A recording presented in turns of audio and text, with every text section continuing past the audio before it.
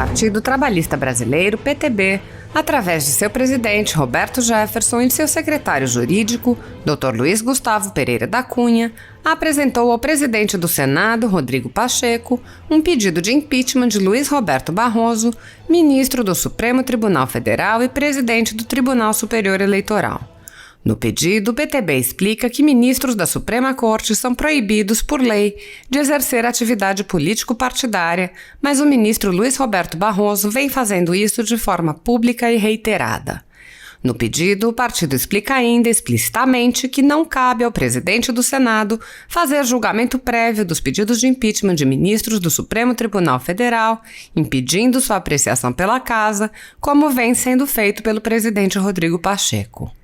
Ouça trechos do pedido de impeachment do ministro Luiz Roberto Barroso.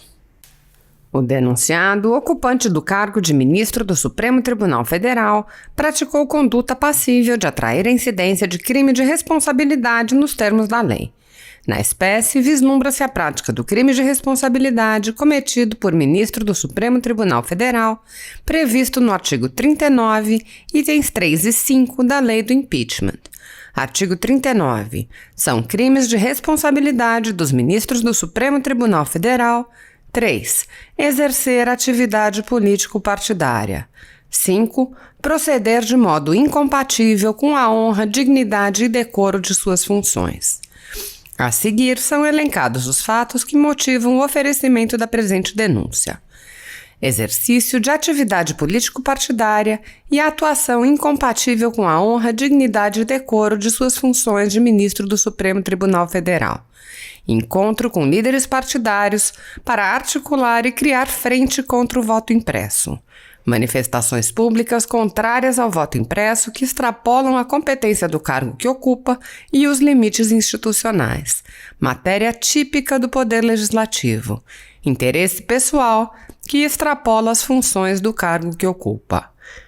Conforme amplamente noticiado pela imprensa nacional, o ministro, ora denunciado, tem atuado e se manifestado ostensiva e intensivamente contra a adoção do voto impresso no país, utilizando-se do cargo que ocupa para descredibilizar o voto impresso, que é objeto de debate no Congresso Nacional, órgão que detém a competência para tratar da temática. O denunciado tem construído publicamente uma narrativa de que o voto impresso e auditável seria um facilitador do cometimento de fraudes, como pode-se observar da matéria veiculada no sítio oficial do Tribunal Superior Eleitoral. A adoção do voto impresso representa retorno das fraudes no processo eleitoral, afirma Barroso em coletiva. Na mesma matéria, que cita trechos de uma entrevista coletiva concedida pelo ministro denunciado, pode-se observar a tentativa de se construir uma narrativa que tem como única finalidade macular a proposta de adoção do voto impresso e auditável, associando-o a fraudes ocorridas no processo eleitoral no passado. A postura adotada pelo denunciado não se mostra compatível com o cargo que exerce, extrapolando as suas atribuições como ministro da Suprema Corte e como presidente do Tribunal Superior Eleitoral. Descredibilizar uma possível escolha do parlamento demonstra o desrespeito às instituições democráticas e à própria Constituição Federal, que prevê a separação dos poderes, que devem coexistir em harmonia e com independência. Infelizmente, não é só o ministro denunciado que vem trabalhando para impossibilitar a adoção do voto impresso e auditável no país. Os ora denunciantes apresentaram denúncia em face do também ministro do Supremo Tribunal Federal, Alexandre de Moraes, por estar atuando publicamente contra o voto impresso e auditável, tendo até mesmo se encontrado com lideranças partidárias para debater o tema que pode, em algum momento, ser apreciado pelo Supremo Tribunal Federal. Eis outro fenômeno que ainda macula as instituições democráticas brasileiras: a atuação para além das atribuições do cargo que exercem, imiscuindo-se em campo típico da política, que não é compatível com a função de magistrado da Corte Constitucional de um Estado democrático de direito. Em outra oportunidade, o denunciado afirmou que o voto impresso diminuiu a segurança das eleições.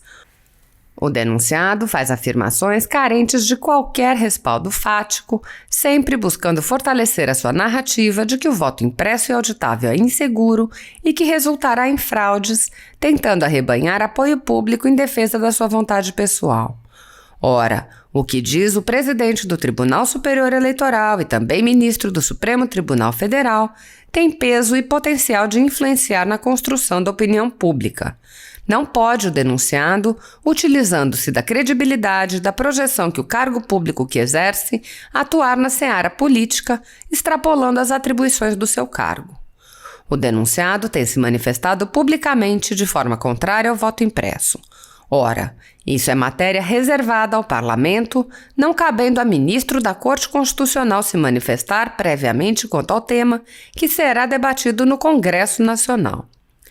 E ainda que pairassem dúvidas acerca da constitucionalidade do voto impresso, há um corpo técnico altamente especializado em ambas as casas do Poder Legislativo Federal para sanar quaisquer dúvidas que possam vir a surgir. O que os ministros do Supremo Tribunal Federal fazem, e em especial o ora denunciado, que vem se manifestando publicamente há meses contra o voto impresso, não faz parte das atribuições do cargo de magistrado da Corte Constitucional e configura patente atividade político-partidária expressamente vedada por lei. Conforme noticiado pelo Estado de Minas, a reportagem apurou que os ministros Luiz Roberto Barroso, Alexandre de Moraes e Gilmar Mendes, do Supremo Tribunal Federal, atuaram para demover os partidos da ideia de aprovar o voto impresso. Ainda, o sítio de notícias Capital News noticiou que a iminente derrubada da PEC do voto impresso pode ter tido participação direta dos ministros do STF Luiz Roberto Barroso, Alexandre de Moraes e Gilmar Mendes. Barroso é o atual presidente do Tribunal Superior Eleitoral e Moraes assume a Corte Eleitoral antes das próximas eleições presidenciais. Eventuais diálogos devem ser realizados por vias institucionais e quando se mostrem necessários. A postura do denunciado contra o voto impresso intimida o parlamento, que já trabalha com a possibilidade de, uma vez aprovado o voto impresso, vê-lo ser derrubado sem cerimônia alguma pelo Supremo Tribunal Federal. Isso não é democracia. A vontade do povo não é respeitada nem mesmo quando manifestada por meio dos seus representantes eleitos pelo voto. Ao contrário do que ocorre em países desenvolvidos, que deveriam servir como parâmetro, no Brasil, uma parte considerável dos ministros do Supremo Tribunal Federal insiste em expressar publicamente as suas opiniões, ainda que saibam que terão que enfrentar a questão nos autos de algum processo sob a sua jurisdição. Os institutos da suspeição e do impedimento passam longe do Supremo Tribunal Federal. O exercício de atividade político-partidária cabe aos membros do Congresso Nacional e não a magistrados da mais alta corte do país. A eles resta a função de proteger a Constituição contra violações arbitrárias e não realizar articulações com líderes partidários. Caso a proposta do voto impresso seja aprovada pelo Congresso Nacional, cabe ao Supremo Tribunal Federal respeitar a decisão do povo e do Poder Legislativo, o seu legítimo representante, que tem os seus integrantes eleitos pelo voto popular. Ao contrário do que se espera, o denunciado tem se manifestado de forma pública e reiterada contra o voto impresso. Qual é a inconstitucionalidade de tal medida? Os juízos são meramente pessoais, opiniões que em nada agregam ao debate já muito polarizado. Em diversas circunstâncias, o ministro denunciado associa a tentativa de se implementar o voto impresso com uma suposta tentativa de golpe, taxando a medida de antidemocrática. Se um ministro do Supremo Tribunal Federal não quer o voto impresso, deve o Congresso Nacional se curvar à sua autoridade? Deve o Congresso temer ter uma emenda à Constituição derrubada, ainda que não padeça de nenhuma inconstitucionalidade formal ou material? Argumentos genéricos como as urnas eletrônicas são seguras ou o voto impresso pode comprometer o sigilo das votações são suficientes para derrubar uma emenda à Constituição? Para todos os problemas que até agora foram apresentados envolvendo a impressão do voto, há uma resposta ou solução, mas a narrativa que se tem construído busca única e exclusivamente impedir que o voto impresso, caso seja aprovado pelo Congresso Nacional, seja de fato implementado. Alguns afirmam se tratar de um retrocesso. Ora, quantos países não adotam apenas o voto impresso? E é importante destacar que o voto não deixará de ser eletrônico. Será eletrônico e também impresso, fortalecendo e não enfraquecendo o sistema eleitoral brasileiro. Todo o sistema, para ser considerado seguro, é dotado de mecanismo ou camadas extras de segurança. De todo modo, não cabe ao denunciado, como ministro do Supremo Tribunal Federal e presidente do Tribunal Superior Eleitoral, manifestar-se reiteradamente em público contra o projeto que busca implementar o voto impresso. Cabe a ele, no máximo, prestar informações quando elas forem solicitadas pelo Congresso Nacional e, caso a implementação do voto impresso venha a ser judicialmente questionada, a analisar o caso concreto que lhe for apresentado. Pensa-se que até mesmo analisar uma eventual judicialização do caso esteja fora do alcance do denunciado, que já deixou claro não ser imparcial, ainda que a Constituição não proíba o voto impresso e auditável. O dever de imparcialidade impede que ministros participem de articulações político-partidárias, o que viola de forma expressa a honra, a dignidade e decoro de suas funções. Política é feita dentro do parlamento e não pelo denunciado ou qualquer outro ministro da Suprema Corte do país. Sobre essa preocupação que coloca em risco a democracia e a separação de poderes, cite-se abaixo o trecho extraído de editorial veiculado pela Gazeta do Povo. Abre aspas. O dever de imparcialidade dos magistrados, mesmo os que fazem parte do TSE, como Barroso e Moraes, exige que eles mantenham toda a distância possível de articulações que competem exclusivamente às forças políticas no parlamento. Mesmo se admitindo, já que o conteúdo exato das conversas não foi divulgado, que eles simplesmente foram chamados pelos líderes partidários para ouvir um compromisso já acertado pela derrubada da PEC do voto impresso, já estamos diante de uma mistura nada saudável entre poderes. E caso os ministros tenham se envolvido ativamente na tentativa de influenciar os partidos, estaríamos diante de um cenário extremamente preocupante de juízes se portando como agentes políticos, extrapolando completamente as funções do judiciário, que em uma democracia saudável só atua quando provocado dentro do âmbito dos processos judiciais. Fecha aspas. A conclusão do editorial merece ser reproduzida. Quanto à articulação política, que seja feita única e exclusivamente entre os políticos, sem envolver juízes, muito menos ministros da Suprema Corte. Não é novidade verificar que ministros do Supremo Tribunal Federal exercem atividades político-partidárias e atuam ainda quando suspeitos ou impedidos para julgar. Um bom exemplo é a utilização de inquéritos, fake news e atos antidemocráticos como instrumento persecutório de indivíduos que expressam opiniões político-partidárias que divergem das suas. O que mais chama a atenção é que a absoluta maioria dos investigados comungam de valores político-partidários semelhantes, o que corrobora com a suspeita de que o ora denunciado se utiliza do referido inquérito como forma de oprimir aqueles que possuem ideais político-partidários distintos dos seus. Recentemente, no dia 3 de agosto de 2021, a nova tentativa do Supremo Tribunal Federal é de colocar o presidente da República como investigado no inquérito das fake news por críticas que tem feito às urnas eletrônicas. Quanto à suspeição, que nunca é respeitada por grande parte dos ministros do Supremo Tribunal Federal, cite-se o recente caso no qual o ministro Dias Toffoli, ainda que diretamente, notória e publicamente envolvido com o caso, proferiu voto pela anulação da delação de Sérgio Cabral, onde ele mesmo era citado em episódios nos quais teria vendido decisões quando já era ministro do Supremo Tribunal Federal. Não se pode esquecer que foi por meio de articulações com o ministro do Supremo Tribunal Federal, ministro Alexandre de Moraes, que líderes partidários conseguiram reunir contra o voto impresso o PSDB, MDB, PP, DEM, Solidariedade, PL, PSL, Cidadania, Republicanos, PSD e Avante, conforme noticiado pelo Jornal de Brasília. Não restam dúvidas de que a intervenção realizada por ministros do Supremo Tribunal Federal, bem como as manifestações públicas do ministro ora denunciado, mostram-se influentes no processo de tomada de decisão entre apoiar ou não apoiar o voto impresso e a PEC que trata sobre o tema. Qual é o motivo de um ministro do Poder Judiciário se manifestar diuturnamente no sentido de barrar o avanço de pautas legislativas?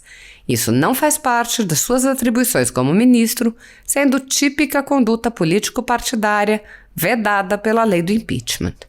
Outro fato que agrava a intervenção realizada pelo denunciado é que ele é o atual presidente do Tribunal Superior Eleitoral. Portanto, a sua opinião contrária ao voto impresso acaba por ganhar peso pelo cargo que ocupa. É mais conveniente estar alinhado com o que pensa o presidente do Tribunal Superior Eleitoral do que se afastar e fazer oposição a ele. Destaque-se que as articulações e manifestações políticas públicas reiteradas são íncitas à política, como o próprio termo, de forma didática, esclarece. Entretanto, a partir do momento em que membros da Corte Constitucional passam a fazer parte dessas articulações e manifestações políticas, defendendo ideias e temas adstritos ao Poder Legislativo, a situação envereda para outra seara, qual seja, da ilegalidade, da imoralidade, ao arrepio da Constituição e de todos os valores democráticos que a Carta Constitucional exprime e tutela. Não é atribuição de ministro da Suprema Corte ou de qualquer outra corte judicial fazer política. Tanto é que a lei do impeachment prevê como crime a realização de atividade político-partidária por ministros da Suprema Corte, o que confirma a ilegalidade da conduta. Ainda, ressalte-se a recente divulgação do inquérito policial número 1361 de 2018 sob a responsabilidade da Polícia Federal, que investiga a possível invasão a sistemas e bancos de dados do TSE, com acesso e divulgação de dados sigilosos daquele tribunal. Foi o próprio Tribunal Superior Eleitoral, por meio do ofício número 5.825, que informou a possível invasão dos sistemas à Polícia Federal. Na folha 8 do referido inquérito, há um texto que descreve como teria se dado a invasão ao TSE. Na folha 16 do referido inquérito, o Sr. Giuseppe Janino, então secretário de Tecnologia da Informação do Tribunal Superior Eleitoral, em resposta ao delegado de Polícia Federal responsável pelas investigações, afirmou que trata-se de encaminhar disco rígido contendo artefatos envolvidos em incidente de segurança ocorrido na rede da Justiça Eleitoral, que abriu precedente para que pessoas alheias à rede desta justiça especializada tivessem acesso a dados sensíveis. O próprio, então, secretário de Tecnologia do TSE admitiu que houve uma grave falha no sistema que permitiu que terceiros não autorizados tivessem acesso a dados sensíveis. E quando o Tribunal Superior Eleitoral foi questionado acerca de outras evidências acerca do incidente ocorrido em 2018, a resposta à Polícia Federal foi a seguinte: em atenção ao questionamento sobre evidências que o TSE possua sobre o incidente de setembro-outubro de 2018, informamos. Devido a manutenções para solucionar travamentos nos firewall do TSE, a equipe da Global IP realizou reinstalação do serviço de gerência, não tendo o devido cuidado de não prejudicar os logs armazenados. Outro sim, o volume de logs configurado pela empresa ficou em apenas 80 GB, sendo suficiente para apenas 2 dias, considerando-se o volume de acessos durante o período eleitoral. Assim, informamos que o TSE não possui dados adicionais para repassar à Polícia Federal. Ou seja, o próprio tribunal aparenta não saber ao certo o que de fato ocorreu. O Tribunal Superior Eleitoral instaurou comissão de sindicância, objeto de procedimento sigiloso para apurar a invasão do seu sistema e acesso a informações sensíveis e relacionadas às urnas eletrônicas utilizadas nas eleições de 2018. Desse modo, resta evidenciado que não há como se afirmar com segurança, ao contrário do que faz o ministro ora denunciado, que as urnas eletrônicas são invioláveis e seguras, já que nos tempos de hoje, com o avanço das tecnologias e com a intensificação do seu uso, são diversas as brechas que podem ser exploradas por aqueles que desejam invadir o sistema do Tribunal Superior Eleitoral, bem como as urnas eletrônicas, com o objetivo de fraudar eleições. Tais fatos demonstram que a utilização de urnas eletrônicas é tema que deve ser debatido pelo Parlamento e não pelo Poder Judiciário e seus ministros, já que se trata de matéria que foge das suas atribuições institucionais. Com base nessas informações, entende-se que os fatos narrados se enquadram nas condutas enunciadas nos itens 3 e 5 do artigo 39 da Lei do Impeachment, já que a atuação político-partidária do denunciado para enfraquecer a proposta do voto impresso e auditável demonstra claramente a sua atuação político-partidária e violação do decoro, honra e dignidade que o cargo de ministro do Supremo Tribunal Federal e de presidente do Tribunal Superior Eleitoral exige.